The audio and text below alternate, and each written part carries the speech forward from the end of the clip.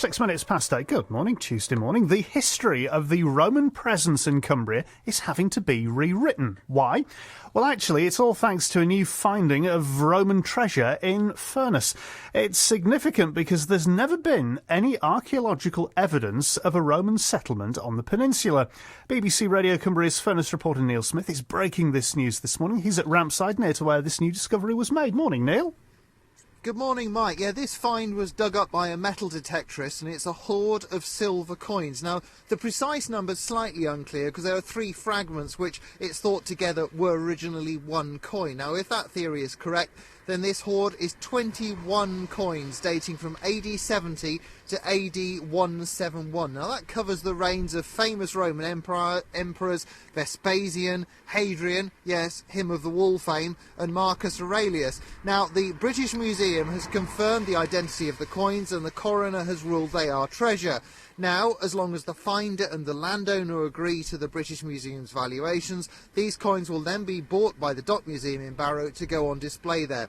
Now, Sabine Skay is the curator of the Dock Museum. She told me the coins do change our understanding because to be buried here, a wealthy Roman must have been living here. We're leaning more towards the idea that there might have been a navigation light presence here in Furness, and that the Romans were manning it perhaps. There were some troops maybe in the area.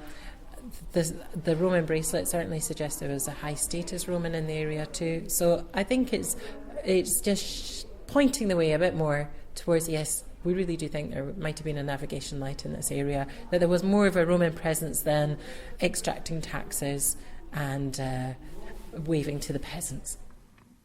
Extracting taxes and waving at the presents, but maybe actually living here as well. Sabine Skay. Well, with me here in Rampside is Graham Rushton from the Dalton-in-Furness-based company Unearthed UK, which organises digs, sells metal detectors and advises detectorists on things like the law. So how excited are you about this? Well, firstly, thanks very much for having me on this morning, and we are really excited about this discovery. I mean, it just gives us a glimpse of the past. We always suspected that the Romans were here in Furness, and this just confirms it for us. I mean, the sterling work of these guys out there with the metal detectors day in, day out, doing what they do best, has led us to this discovery. Because over there on the other side of the bay, now it's got, like, we can see Lancaster. The Romans had a port there. Round up the coast at Ravenglass they had a port. So their ships would have sailed past here. Absolutely. I mean, we've always suspected that there's been a significant Roman site somewhere in Furness. I mean, it just makes sense that they were here. There's been tantalising evidence over the years, people finding single Roman coins. There's been a silver piece of Roman jewellery found by a gentleman called Ian Miles from Dalton a few years back, which was significant. But this hoard signifies to us that they were here, they settled. I mean, you've only got to think, why did he bury it? Why didn't he come back for the hoard?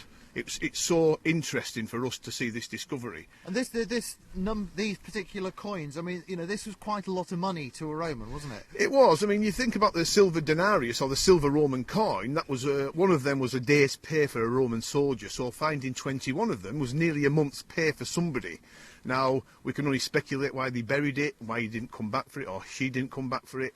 It just gets the imagination juices running wild. And what do you think about this idea from Sabine Skay that, you know, we're stood here at Rampside by the lighthouse. We've got the lighthouse on Walney Island visible in the distance that was flashing earlier when it was still dark. That the Romans would have had some sort of navigation light here as well. I think it's pretty possible that they did have some sort of station here. It makes sense. You know, it's a natural port. They would have been guarding this area for obvious reasons. I think the downside of it all is there's been that much coastal erosion here over the centuries that there's probably a few Roman sites lost to the sea over the past 2,000 years. So that is $1 million question. Do you think we might yet still find a Roman settlement somewhere in Furness? I'm pretty sure there is going to be one out there, at least one out there. I think we're only probably, and this is only my opinion, we're at the tip of the iceberg of what is out there.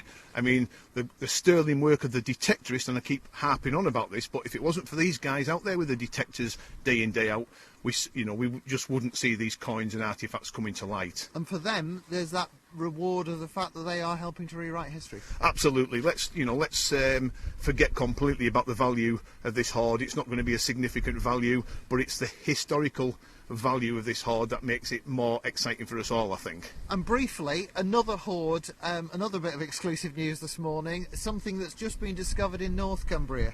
Yeah, I mean, it was very exciting. On my own Unearthed organised dig about 3 or 4 weeks ago, we managed to find 2 pieces of treasure up near Carlisle. One of them was a significant coin hoard from the medieval period, silver hammered coins, and a gentleman called Colin, he found a medieval gold ring on the same day. Well, and we'll bring you news about those in due course, Mike. Graham Rushton, thank you very much for joining us. So, as we were saying, it's hoped this hoard of over 20 Roman coins will go on display at the Dock Museum in Barrow, of course, alongside the famous hoard of Viking coins that was found a few miles away from here some years ago. All right, Neil, thank you. BBC Radio Cumbria's Neil Smith with that exclusive report. Fabulous.